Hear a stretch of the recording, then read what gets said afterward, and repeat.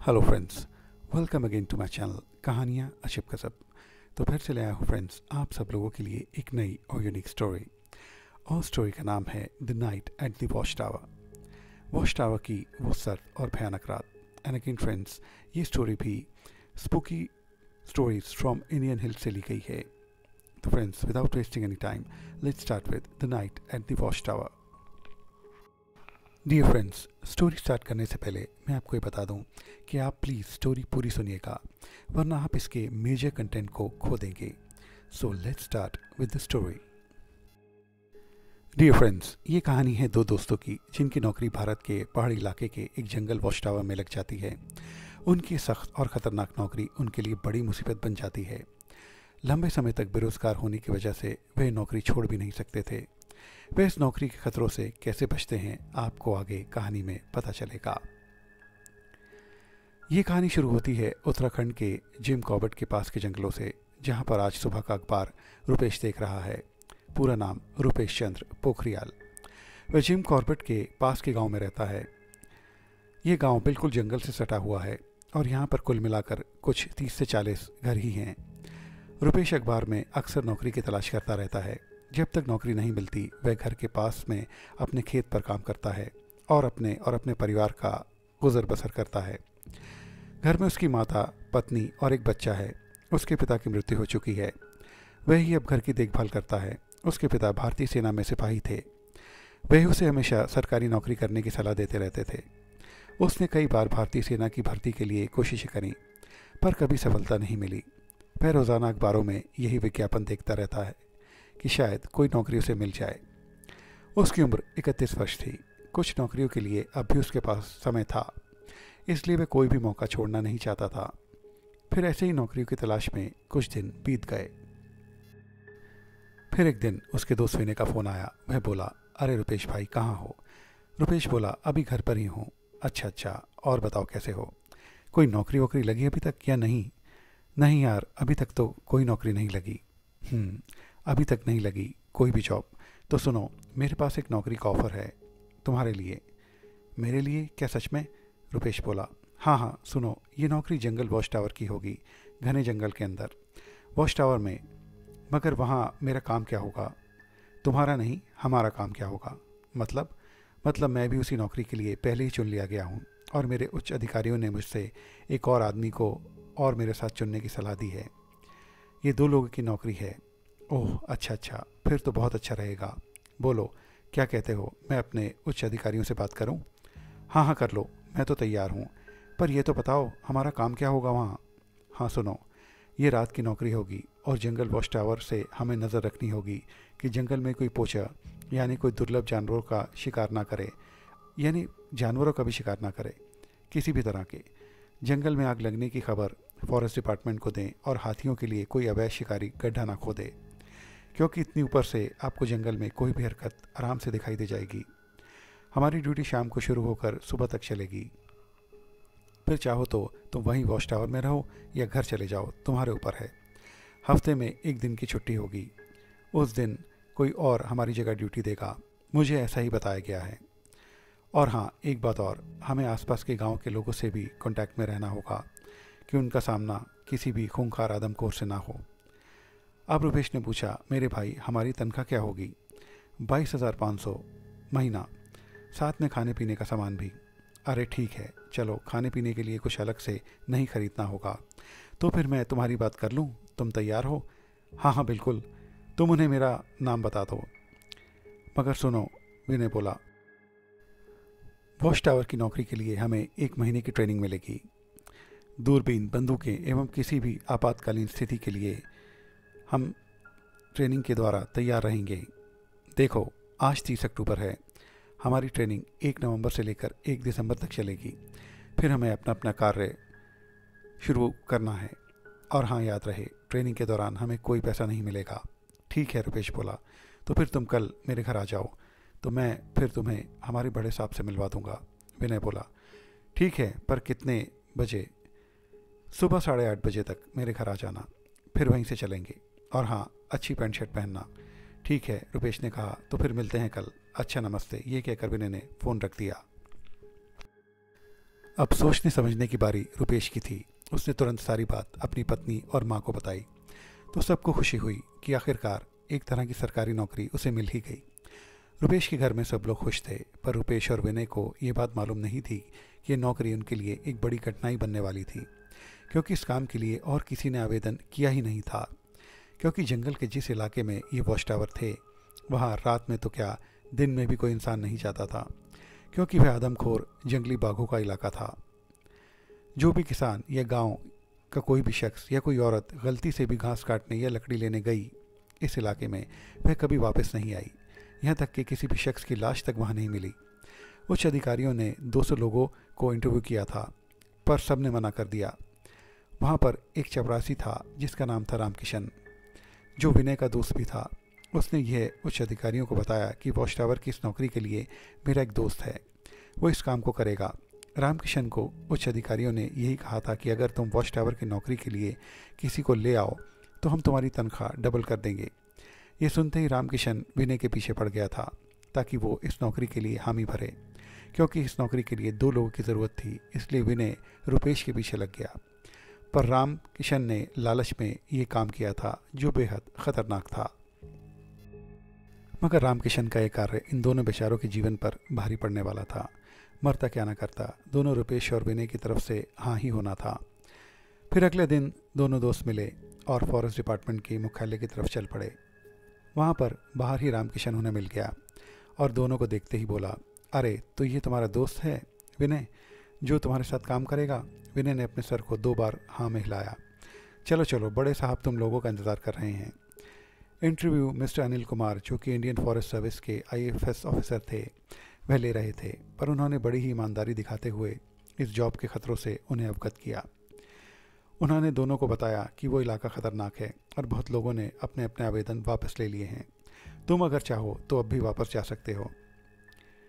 चलो, मैं तुम्हारे लिए सिर्फ एक काम कर सकता हूँ। तुम्हारी तनख्वाह 22,500 से 25,000 महीना कर देता हूँ और 6 महीने बाद 2,000 रुपये और बढ़ा दूंगा। बोलो। चलो, तुम्हें एक दिन का वक्त दे रहा हूँ। सब कुछ सोच समझकर रामकिशन को बता देना, तो मैं परसों 2 तारीख को तुम्हारी ट्रेनिंग शुरू करवा दूंगा। ठीक है? दोनों ने नमस्ते की मुद्रा में हाथ जोड़े और इंटरव्यू रूम से बाहर आ गए और रामकिशन को सारी बात बताई। अब रामकिशन को ये लगा कि यह मामला तो हाथ से निकल रहा है और कुछ ना कुछ तो करना पड़ेगा, वरना अपनी डबल तनख्वाह का सपना तो मिट्टी में मिल जाएगा। अब रामकिशन बोला, अरे सुनो तुम दोनों, तुम रुपेश, आज मैं विनय के घर आऊँगा शाम को, तुम भी वहाँ आना, वहीं बैठकर बात करेंगे। ठीक है, दोनों ने कहा और वहाँ से चले गए। शाम को रामकिशन एक रम की बोतल और मूंगफली का नमकीन लेकर विनय के घर पहुँचा। दोनों रामकिशन के हाथ में रम की बोतल देखकर खुश हुए, क्योंकि उन्होंने रम का स्वाद लिए हुए काफ़ी समय हो गया था। वे दोनों खुश थे। विनय ने घर के बाहर आग जलाई हुई थी, क्योंकि वह गांव में ठंड की वजह से इस काम को कर रहा था और आग से काफ़ी राहत थी। और शाम के 7 बजते ही आसपास कोई इंसानी आवाजाही नहीं हो रही थी। एक छोटी लकड़ी की मेज़ पर उन्होंने अपने अपने ग्लासों को रखा। रामकिशन ने सबके ग्लासों में थोड़ी थोड़ी रम और पानी डाला। फिर सबने रम पी। करीब आधे घंटे बाद रामकिशन ने दोनों से कहा, अब बताओ, तुम लोगों को ये नौकरी करनी है या नहीं? मैंने बड़े साहब से 25,000 महीने पर बात कर ली है और वे तुम्हें 25,000 महीना देने के लिए पूरी तरह से अब राज़ी हो गए हैं। और अगर तुम इस नौकरी के खतरे से डर रहे हो तो तुम दोनों ये बताओ, खतरा किस नौकरी में नहीं होता? हमारे बड़े साहब को ही देख लो, अनिल कुमार जी को। जब वे जंगल में गश्त लगाते हैं, क्या तब उन्हें खतरा नहीं होता? तो तुम दोनों क्यों डर रहे हो? अगर नौकरी पसंद ना आए तो पहली तनख्वाह लेकर बेशक छोड़ देना, और अगर फिर भी समझ ना आए तो मेरे पास मेरे दूर के 2 भांजे हैं, मैं इनको उस नौकरी पर रखवा लूँगा।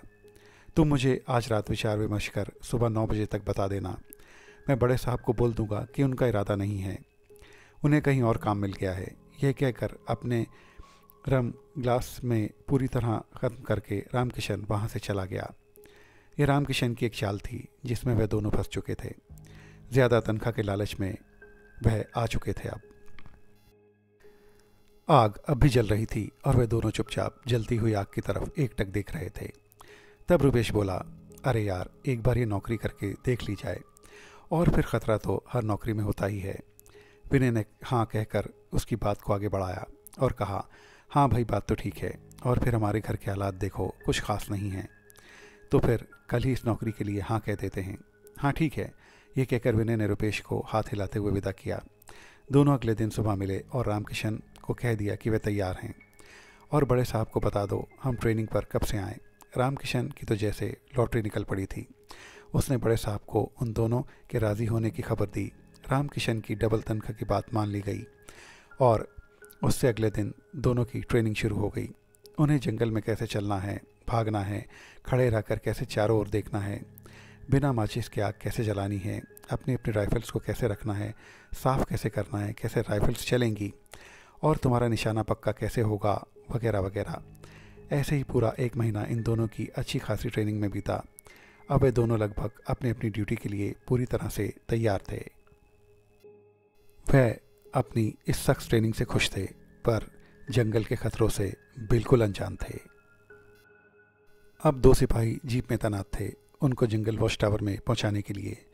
पहले दिन उनको सिपाहियों ने सबसे पहले एक वॉच टावर दिखाया और उनसे कहा, ये देखो, अगर तुम इस वॉच टावर में ड्यूटी दोगे तो इसकी चाबी ये रही। दोनों दोस्त अपने सामान, टॉर्चेस और बंदूकों के साथ उतरे और उन्होंने ये वॉच टावर देखा।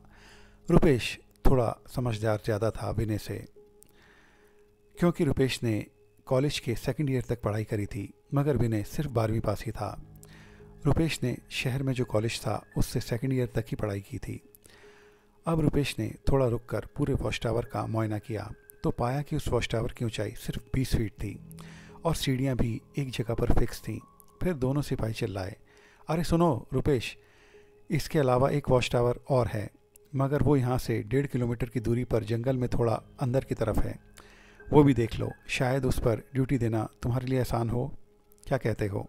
हाँ हाँ, रुपेश ने विनय की ओर देखकर कहा। फिर जीप में बैठकर वे दोनों दूसरे वॉच टावर पर पहुंचे। ये वॉच टावर थोड़ा पुराना मगर करीब करीब 35 फीट का था ऊंचाई में, और इसकी एक लोहे की सीढ़ी थी जिसे ऊपर टावर पर लगे हाइड्रोलिक मशीन से ऊपर खींचा जा सकता था। पर यह टावर जंगल के बहुत अंदर था। ये कहने को 1.5 किलोमीटर लग रहा था, मगर करीब करीब 2.5 से 3 किलोमीटर की दूरी पर था पहले वॉच टावर से। अब रुपेश को यह टावर थोड़ा समझ में आ गया। उसने कहा, विनय, सारा सामान उतार लो, हम इसी वॉच टावर में ड्यूटी दिया करेंगे। पर विनय को आश्चर्य था कि जंगल के अंदर वाला वॉच टावर रुपेश ने क्यों चुना। अब बाकी का सामान उन 2 सिपाहियों ने इनको दे दिया। ऊपर टावर में लगे फ़ोन की सारी जानकारी भी थी और उन्हें ड्यूटी या पोस्ट से ऑफ कब करना है ये बात ऊपर लगे फ़ोन से रोज़ पास के फॉरेस्ट स्टेशन पर बतानी होगी, ये उन्होंने कहा। चलिए, अब आपकी ड्यूटी शुरू होती है। तब शाम के 4 बज रहे थे। दोनों ने अपना अपना सामान लिया, बंदूकें उठाईं और उस लोहे की सीढ़ी पर चढ़ने लगे और ऊपर पहुंचे। और उस बालकनी की ग्रिल के पास अपना अपना सामान रखकर विनय ने ताला खोला। जब वे लोग अंदर घुसे तो उन्हें सबसे पहले अंदर देखा कि वहाँ पर 2 छोटे छोटे कमरे हैं। एक छोटी रसोई, उसके ऊपर एक लोहे का पाइप था जिससे बाहर धुआं जा सकता था। दोनों कमरे के सामने एक फायरप्लेस था और एक जगह कुछ शेल्फ्स थे जिनमें बहुत सारी लकड़ियाँ रखी हुई थी, यानी कि लकड़ियों के कुछ टुकड़े रखे हुए थे जो वहाँ पर फायरप्लेस में रखकर जलाने के लिए थे। फिर विनय ने रुपेश से कहा, सुनो रुपेश, क्यों ना पहले हाथ धोकर घर से जो खाना लाए हैं वो खा लें, फिर कुछ और काम करेंगे। ठीक है, रुपेश बोला। फिर वो दोनों खाना खाने में व्यस्त हो गए। आधे घंटे में उन्होंने सारा काम खत्म किया। फिर विनय को अंदर ही एक छोटा कमरा दिखाई दिया। जब उसने खोला तो वह एक बाथरूम और टॉयलेट कंबाइन था, मगर काफ़ी छोटा। विनय ने वहाँ से निकलने वाले पानी का निकास यानी कि एग्जिट देखा तो उसने पाया कि एक मोटे भारी प्लास्टिक के वेस्ट पाइप से वॉच टावर के साथ जो अटैच है उससे सारा वेस्ट उस पाइप से बाहर जाता है और उसका निचला सिरा एक बड़े गहरे गड्ढे में है और बाथरूम का गंदा पानी भी वहीं जाता है। फिर उसने रुपेश को सारी बात बता दी कि हमें वॉशरूम बाहर जाने की ज़रूरत नहीं है। बहुत बढ़िया विनय, ये तो बहुत सहूलियत है हम दोनों के लिए। अब सुनो विनय, शाम होती जा रही है, थोड़ी देर में अंधेरा हो जाएगा। ऐसा करते हैं, हम दोनों आग जला लेते हैं अंदर फायरप्लेस में, क्योंकि अब जंगल होने की वजह से ठंड भी बढ़ती जाएगी। ठीक है, विनय बोला और दोनों उन्हीं अंदर रखी लकड़ियों को फायरप्लेस में जलाने में व्यस्त हो गए। तभी रुपेश को याद आया। वह विनय से बोला, यार विनय, हमने वो लोहे की सीढ़ी नीचे ही रहने दी है। अब 7 बज रहे हैं और पूरी तरह से अंधेरा हो गया है। ऐसा करें कि हम उस सीढ़ी को ऊपर खींच लेते हैं। तभी जल्दी से विनय बोला, क्यों यार, इतना झंझट क्यों कर रहे हो, लगे रहने दो जहाँ पर सीढ़ी है वहीं पर। और हाँ, मैंने तुम्हें तब कुछ नहीं बोला, मगर अब ये बताओ, तुमने जंगल के अंदर वाला ये वॉच टावर ही क्यों चुना, बताओगे? तो सुनो विनय मेरे भाई, मैंने तुरंत इसी जंगल टावर के लिए हाँ इसलिए कहा था क्योंकि पहले वाला वॉच टावर सिर्फ 20 फीट का था और ये वाला 35 फीट का, यानी हमें काफ़ी ऊंचाई से दूर का सब कुछ दिख जाएगा इस वॉच टावर में। दूसरी बात, वहाँ पर सीढ़ी वाला रास्ता पत्थर का था, यानी सीढ़ियाँ पत्थर की थीं और जहाँ से सीढ़ियाँ शुरू होती थी वहाँ पर कोई रुकावट नहीं थी, यानी कि कोई लोहे का गेट नहीं था। इसका साफ साफ मतलब था कि कोई भी कभी भी हमारे पास ऊपर आकर टावर का दरवाज़ा तोड़कर हम पर हमला कर सकता था, यानी कोई भी पोशर गैंग अंदर आ सकता था। पर यहाँ देखो, हम बहुत ऊंचाई पर हैं और अब जब इस हाइड्रोलिक मशीन में मैं सीढ़ी को ऊपर खींचूंगा तो कोई भी किसी भी हालत में हम तक नहीं पहुँच पाएगा। यह कहकर रुपेश ने मशीन में लगे पहियों को घुमाया और एक तरफ से सीढ़ी के 5 हिस्से ऊपर की ओर आकर ग्रिल पर अटक गए। रुपेश ने उस मशीन को पहियों में लॉक लगाकर रख दिया। फिर विनय ने बाहर आकर कहा, बहुत बढ़िया रुपेश, तुम्हारी अकल की तो दाद देनी पड़ेगी, काफ़ी स्मार्ट हो तुम।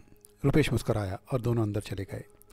तभी लैंडलाइन वाले फ़ोन पर एक कॉल आई जो पास के रेंजर ऑफिस से थी। उन्होंने विनय को बताया कि तुम लोग सारी रात ड्यूटी दोगे, कहीं आग लगे या कोई भी अवैध शिकार हो तो तुम तुरंत हमें फ़ोन करके अपनी अपनी बंदूकें लेकर तैयार रहोगे और हम तब तक तुम्हारे पास पहुंच जाएंगे। और सुनो, तुम्हारे टावर रूम में एक लकड़ी की अलमारी है जिसमें रात और दिन में दूर तक देख सकने वाली दूरबीनें हैं। ये जो दूरबीनें तुम्हारे पास हैं वो काफ़ी छोटी हैं और जो टावर रूम में रखी हैं वो काफ़ी अच्छी दूरबीनें हैं, उनसे तुम आराम से रात में पहरा दे पाओगे। यह कहकर उस शख्स ने फ़ोन रख दिया। विनय ने अब सारी बात रुपेश को बताई तो रुपेश ने कहा, सुनो विनय, ऐसा करते हैं, हम रात में सारी लाइट्स बंद रखेंगे जिससे किसी को यह पता नहीं चलेगा कि हम यहाँ हैं, और ऐसे में कोई पोचर गैंग अगर आया तो हम उसे पकड़वा लेंगे। ठीक है, मगर अभी तो ठंड काफ़ी है, हमें आग तो जलाकर रखनी ही पड़ेगी। वो तो है। तो ऐसा करते हैं, इन खिड़कियों पर कागज़ के टुकड़े लगाकर अंदर से आती हुई रोशनी को ब्लॉक करते हैं ताकि बाहर से हमें कोई देख नहीं पाएगा। जल्दी जल्दी उन दोनों ने कागज़ के बड़े बड़े टुकड़ों को सारी खिड़कियों पर लगा दिया और फायरप्लेस की आग को जलने दिया और ख़ुद दोनों बाहर आकर खड़े हो गए अपनी अपनी राइफल्स और दूरबीन के साथ, यानी कि नाइट विजन दूरबीन के साथ। बाहर अलग अलग जंगली जानवरों की ख़तरनाक आवाज़ें आ रही थीं। विनय पूरी जगह का दूरबीन से अच्छी तरह मुआयना कर रहा था। तब रुपेश बोला, कहो, कुछ दिखाई दिया? अरे नहीं, कुछ नहीं, बस एक बाघ और एक तेंदुआ अंदर जंगल की तरफ जाते दिखाई दिए, बस, और कुछ नहीं। विनय बोला, चलो तुम पहरा देते रहो, मैं 10 मिनट में चाय बना कर लाता हूँ। ओके, विनय ने कहा। वह चाय बनाने चला गया। इधर विनय को ठंड लग रही थी और डर भी। उसने अब अपनी गर्म खाकी जैकेट की आगे की जिप ऊपर तक चढ़ा ली थी। अब उसे ठंड से कुछ राहत तो मिली थी। वह फिर अपने नाइट विजन दूरबीन से इधर उधर देखने लगा। इधर उधर देखते देखते उसे ऐसा लगा जैसे कुछ लोग आपस में बातचीत कर रहे हैं। उसे ये लगा कि ये पोचर्स ना हो। वह दबे पांव अंदर की ओर बढ़ा और हल्के से दरवाज़ा खोलकर चुपचाप टावर रूम में घुसा और दरवाजे को वापस वैसे ही बंद कर दिया। उसने देखा रुपेश 2 कप में चाय डाल ही रहा था। अरे रुपेश सुनो, विनय ने हल्के से कहा, मुझे नीचे से कुछ लोगों की बात करने की आवाज़ आ रही है। तो फिर बताओ क्या किया जाए? तुम यार चाय को यहीं रखो और बाहर चलकर देखो आखिर माजरा क्या है। दोनों अब दबे पांव बहुत हल्के से बाहर निकले और लोहे की रेलिंग के पीछे नीचे झुककर बैठ गए। उनका टावर बिल्कुल शांत और अंधेरे में डूबा दिखाई दिया, जैसे वहाँ पर कोई भी ना हो। वह अब धीरे धीरे उन लोगों की बातें सुनने लगे, मगर ये क्या भाषा थी जो उन्हें समझ ही नहीं आ रही थी। आवाज़ें काफ़ी भारी भरकम थीं। जब विनय ने नाइट विजन से देखना चाहा तो बस सामने 50 फीट की दूरी पर एक झाड़ी उसे हिलती दिखाई दी, पर वहाँ कौन है ये पता नहीं चल पाया। रुपेश ने बेहद धीमे स्वर से कहा, सुनो, तुम्हें क्या लगता है ये कौन है? नहीं पता, विनय बोला। अगर हम इन पर गोली चलाते हैं तो क्या पता ये गांव के लोग ना हों। और कोई बेचारा बेकसूर ना मारा जाए, और अगर छोड़ते हैं तो यह अवैध शिकारी ना हो। मगर 5 मिनट के बाद वह आवाज़ें आना बंद हो गईं। फिर विनय बोला, रुपेश भाई लगता है वे लोग चले गए। चलो, ठंड काफ़ी बढ़ गई है, हम लोग भी अंदर चलें। दोनों ने धीरे से कमरे का दरवाज़ा खोला, अंदर गए और दरवाज़ा अंदर से अच्छी तरह से बंद कर लिया। फिर उन्होंने दोबारा गर्म करके चाय पी और आग के पास बैठ गए। विनय बोला, मुझे इनकी बातों से थोड़ा डर लगा रुपेश। मगर ये थे कौन और यहाँ हमारे इतनी करीब क्यों आए थे?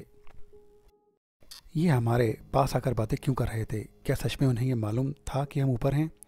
सुनो विनय, एक बात हो सकती है, उन्होंने इस फायरप्लेस का धुआं कहीं देख ना लिया हो। अरे हाँ, ये तो है। तो फिर क्या किया जाए? कोई बात नहीं, मगर कल देखेंगे क्या होता है। अगर कल कुछ होता है तो हेडक्वार्टर खबर करेंगे। चलो, अब रात काफ़ी हो गई है। इस दरवाजे से लगी खिड़की का एक हिस्सा थोड़ा खोलो और दूरबीन से देखो। तुम करीब 2 घंटे तक नज़र रखो, फिर मुझे उठाना, फिर मैं नज़र रखूँगा। ठीक है, विनय बोला और वैसा करने लगा। रात भर उन्होंने पहरा दिया और फिर सुबह हो गई। दोनों ने सुबह की चाय बनाई और पी। फिर अचानक लैंडलाइन फ़ोन बजा। फ़ोन पर अनिल कुमार थे, प्रोजेक्ट हेड। उन्होंने रुपेश से बात करी और कहा, रुपेश, तुम्हें और विनय को एक काम करना होगा। वो क्या सर? तुम दोनों की ड्यूटी 24 घंटे की जा रही है। बस महीने में एक इतवार ही तुम्हारी छुट्टी होगी, यानी महीने में एक बार। बस तो तुम लोग तैयार रहो, और चाहो तो मैं अपना एक आदमी भेजकर तुम्हारे घरों पर इन्फॉर्म कर दूंगा। रुपेश ने कहा, सर, मगर आपने तो कहा था कि ड्यूटी सिर्फ रात की होगी। हाँ, मैंने ज़रूर कहा था, मगर तुम्हारी तनख्वाह 25,000 महीना मैंने रामकिशन के कहने पर करी थी, तो फिर काम भी तो तुम्हारा बढ़ गया। ठीक है सर, मगर हमारे यहाँ पर खाना पकाने और खाने के लिए सामान नहीं है, ना ही बर्तन है और ना ही दाल आटा चावल हैं। कोई बात नहीं, मैं सारा सामान दोपहर तक तुम्हारे पास भिजवा दूंगा, डोंट वरी। तो ठीक है, तुम्हारी असली ड्यूटी अब शुरू होती है। Good luck and all the best. ये कहकर अनिल कुमार जी ने फ़ोन रख दिया। फिर रुपेश ने सारा किस्सा विनय को बताया। विनय ने कहा, अब हम कुछ नहीं कर सकते, हमें 24 घंटे ड्यूटी देनी ही पड़ेगी। चलो रुपेश, जैसा तुमने उनसे बात करी है, जब तक वो लोग आते हैं सारा सामान लेकर थोड़ा आराम कर लेते हैं। ठीक है। दोनों रात भर के थके थे और जल्द ही अपने अपने बिस्तर पर कंबल ओढ़ के सो गए। दोपहर 1 बजे रामकिशन का फ़ोन आया। उसने कहा, मैं सारा खाने पीने का सामान लेकर वॉच टावर पर 2 बजे तक आऊँगा। ठीक है, विनय ने यह कहकर फ़ोन रख दिया। 2 बजे जीप के तेज़ हॉर्न ने दोनों को उठाया। उन्होंने हाइड्रोलिक मशीन से सीढ़ी नीचे करी और दोनों नीचे उतरे। नीचे उतरकर रामकिशन का अभिवादन किया और रामकिशन के साथ 2 ऑर्डरली मैन और थे, यानी 2 सेवक, जिन्होंने राशन और खाना पकाने का सारा सामान टावर पर पहुंचाया। फिर रामकिशन चला गया और वे दोनों वहीं रह गए। अब ये दोनों भी ऊपर वॉच टावर पर पहुंचे और सारा सामान सेट करने में व्यस्त हो गए। सामान सेट करते करते उन्हें 4 बज गए। दोनों ने अपने लिए चाय और पोहा बनाया और खा लिया। अब तो बस महीने में एक ही दिन घर के दर्शन होंगे, रुपेश बोला। हाँ, वो तो ठीक है रुपेश भाई, मगर रात की ड्यूटी के बारे में कुछ सोचा? नहीं। अरे वही अजीबोगरीब आवाज़ें जो झाड़ियों के पीछे से आ रही थी।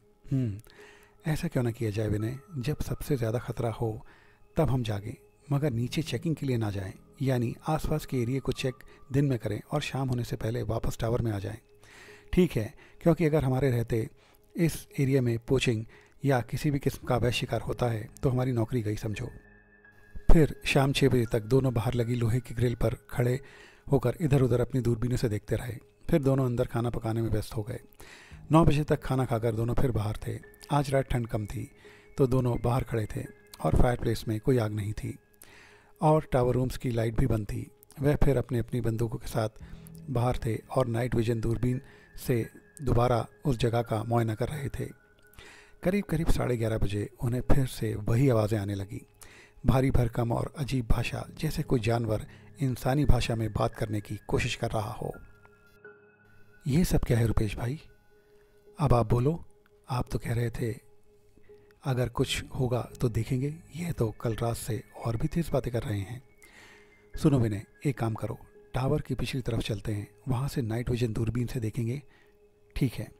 फिर दोनों नीचे झुककर टावर की रेलिंग के साथ साथ चलते हुए पीछे पहुँचे। वहाँ से जब रुपेश ने दूरबीन से देखा तो कुछ लोग वाकई उसे हिलते हुए दिखाई दिए। उसने दूरबीन में लगे एक छोटे पहिए को घुमाया तो उसे चीज़ें और साफ साफ दिखाई दी।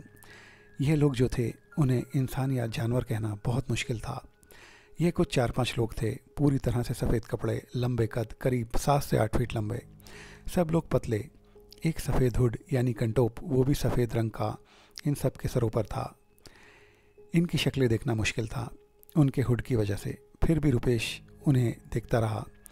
ऐसा लग रहा था जैसे ये किसी बात पर एक दूसरे से झगड़ रहे हों, पर भाषा क्या है कुछ समझ में नहीं आ रहा था।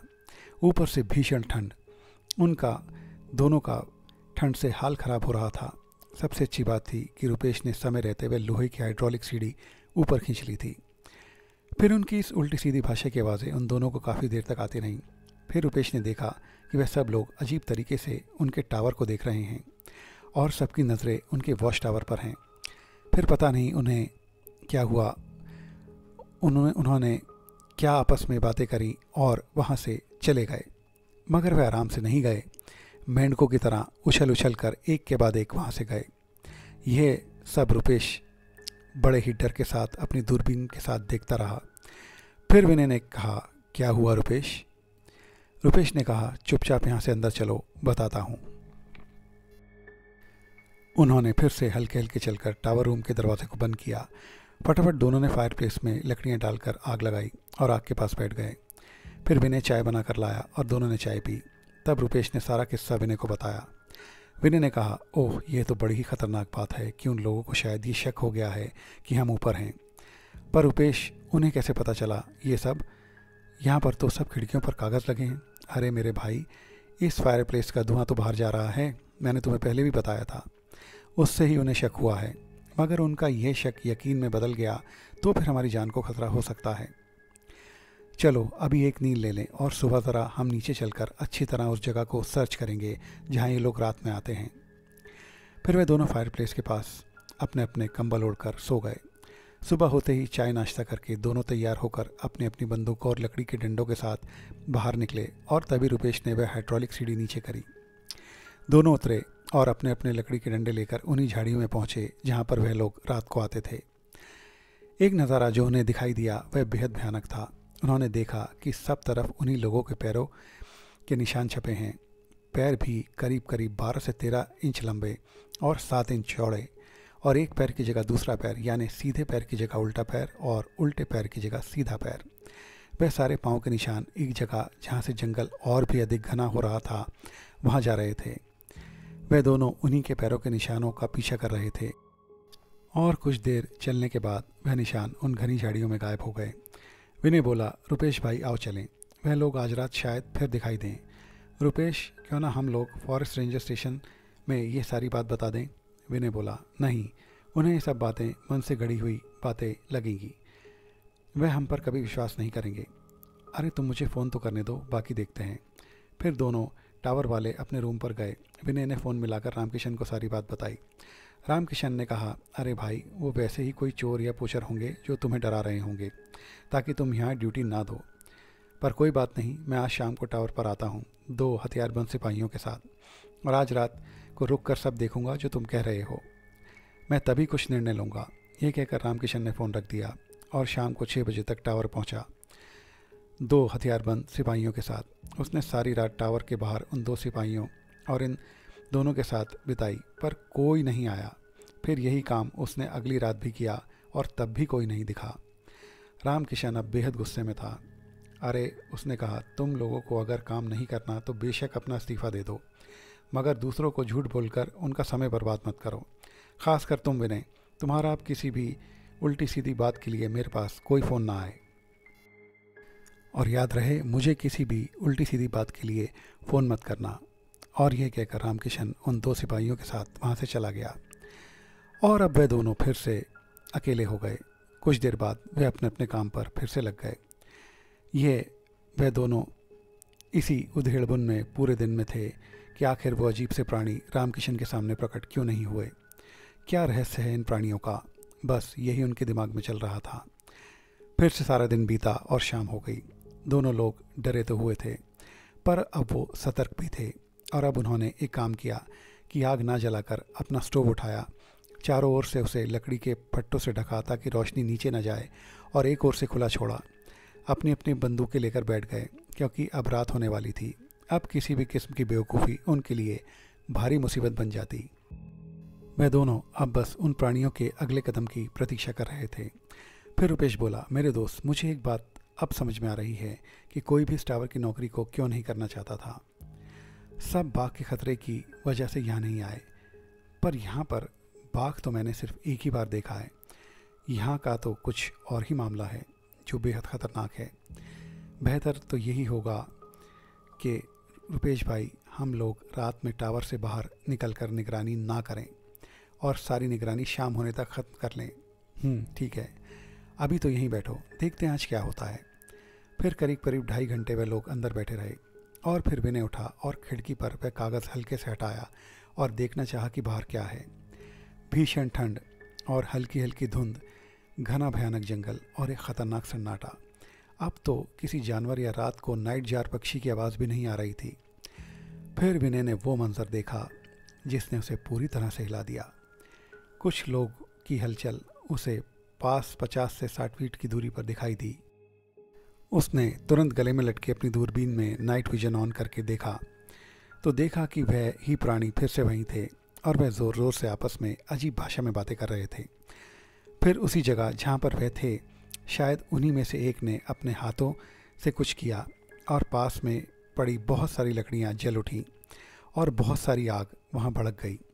फिर उनका एक अजीब नृत्य शुरू हुआ जो वह इस आग के इर्द गिर्द घूम घूम कर रहे थे और बीच में चीख चिल्ला रहे थे। ये आवाज़ें अब रुपेश को भी आईं और वो भी उठा और खिड़की पर पहुंचा और उसने भी अपनी दूरबीन से ये चीज़ें देखी। और फिर उसने हल्के से विनय से पूछा, ये सब क्या कर रहे हैं? विनय ने कहा, देखते जाओ रुपेश भाई, आज लगता है ये किसी ख़ास मकसद से यहाँ हैं। फिर नाचते नाचते इनका एक साथी, जो शायद कद में इनसे भी लंबा था, यानी करीब 10 से 12 फीट का, अपने कंधे पर कुछ रख कर लाया और इनके बीच में फेंका।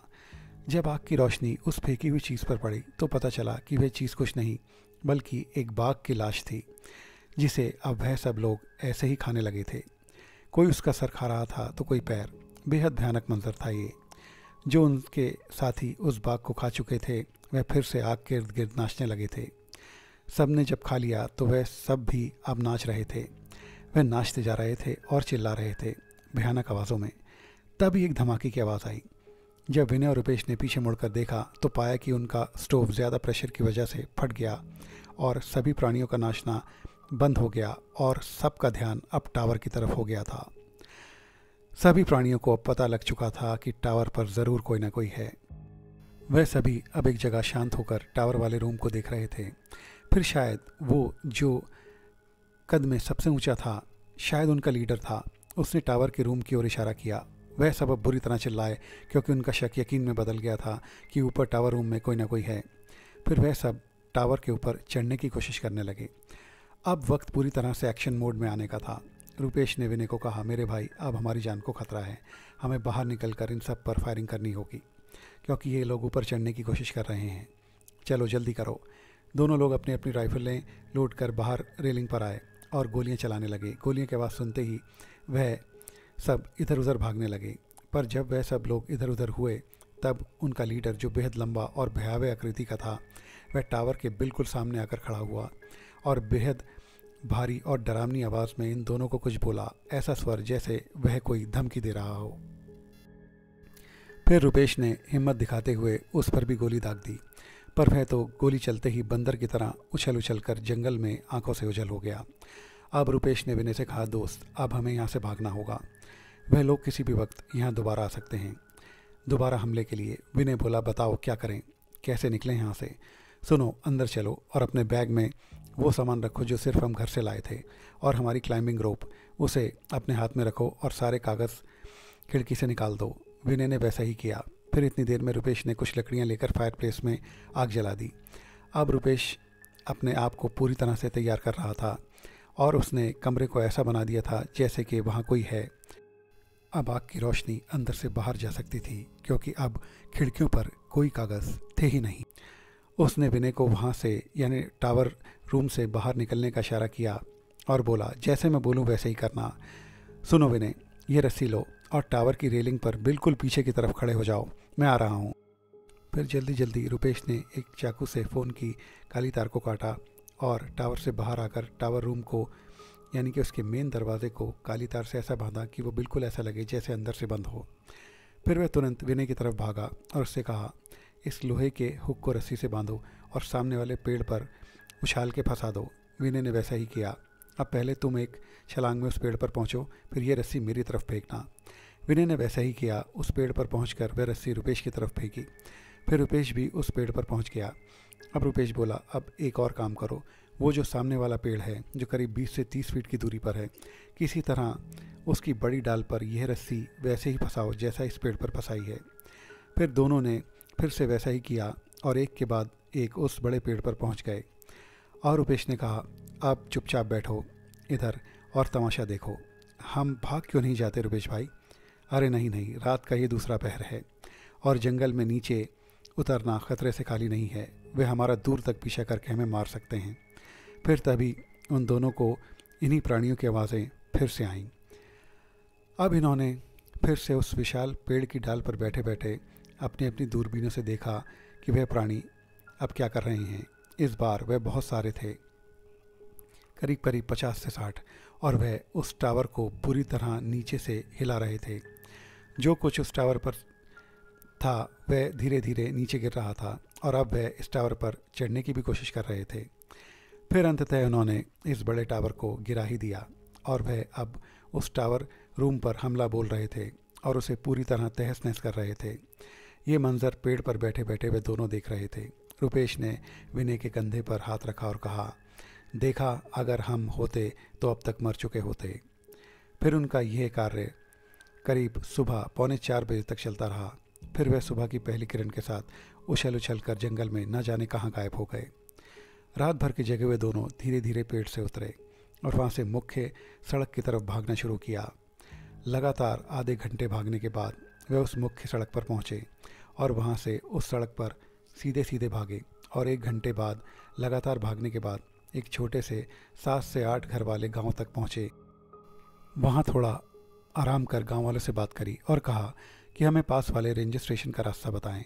फिर गांव से 2 बैलों के साथ घास से लदी एक बैलगाड़ी उसी तरफ जा रही थी। वे दोनों उसी में बैठे और पास के रेंजर स्टेशन पहुँचे। तब वहाँ पहुँचकर उन दोनों ने सारा किस्सा कह सुनाया।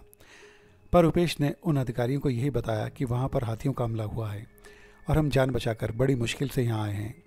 वहीं पर बैठे बैठे रुपेश ने अपना और विनय का इस्तीफ़ा लिखा और एक भी पैसा बिना लिए रेंजर स्टेशन की सरकारी जीप में अपने अपने घर आ गए।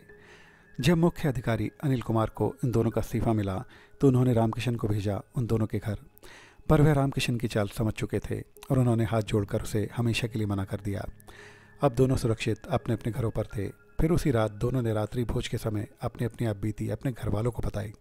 इनमें विनय के घर के पास से आए हुए सरपंच ने यह खुलासा किया कि जिस जगह तुम्हारे साथ ये हादसा हुआ वहाँ पर कभी हज़ारों साल पहले एक युद्ध हुआ था जिसमें बहुत सारे सैनिक मारे गए थे और जिस हिसाब का कद यानी कि ऊंचाई तुमने उन लोगों की बताई है वो इतने ही लंबे हुआ करते थे। शायद तुम लोगों ने उनकी किसी साधना को भंग कर दिया होगा, इसलिए उन्होंने तुम पर हमला बोला। यह सुनकर विनय दंग रह गया और सोच में पड़ गया। फिर कुछ दिन बीत गए और कुछ समय बाद पता चला कि किसी ज़मीन विवाद में सरकारी काम के अंदर बाधा डालने के आरोप में रामकिशन की नौकरी चली गई है, यानी कि उसे नौकरी से निलंबित कर दिया गया था।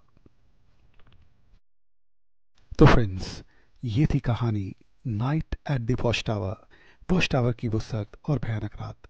ये स्टोरी आपको कैसी लगी प्लीज़ कमेंट करके ज़रूर बताएं। मेरे चैनल को लाइक, शेयर और सब्सक्राइब ज़रूर करें और बेल आइकन प्रेस करना भी ना भूलें। मेरे और भी इंटरेस्टिंग वीडियोस आपको मेरे चैनल पर मिल जाएंगे, उन्हें भी अपनी फ्रेंड्स और फैमिली के साथ ज़रूर एंजॉय करें।